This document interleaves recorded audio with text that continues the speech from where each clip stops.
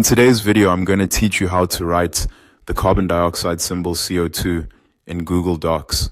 If you're typing a science assignment, a report, or any document that includes chemical formulas, it's important to format them correctly.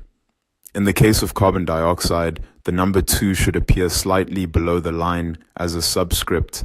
So instead of plain CO2, you get the proper scientific format. To begin, open your Google Doc and go to the place in the document where you want to write the symbol. If you've already typed the text, that's perfectly fine. You can simply edit what's already there rather than starting over. Next, click on the word or characters you want to change and highlight them. For carbon dioxide, this usually means selecting the number 2 in CO2. Be careful to highlight only the part that needs to become subscript. If you highlight the letters as well, Google Docs will apply the formatting to everything you selected. Once the correct text is highlighted, move your cursor to the top menu and click on Format. This menu contains several text styling options beyond the basic toolbar, so it's where you'll find more specific formatting tools like subscript. After clicking Format, hover over Text in the drop-down menu. This will open another sub-menu with additional text options. Take your time here and make sure you're in the text section because that's where the subscript command is located. Then click Subscript.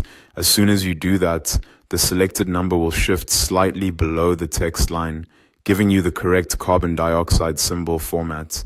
Your CO2 should now appear properly with the 2 displayed as a subscript. This is a simple feature, but it makes a big difference in creating clean, accurate academic or professional documents.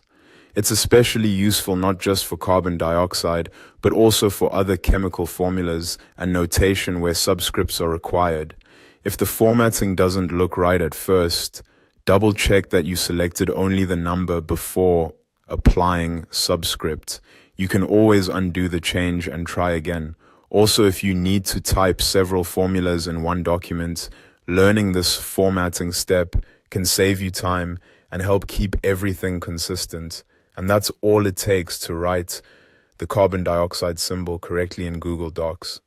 Once you know where to find the subscript option, the process becomes quick and easy every time.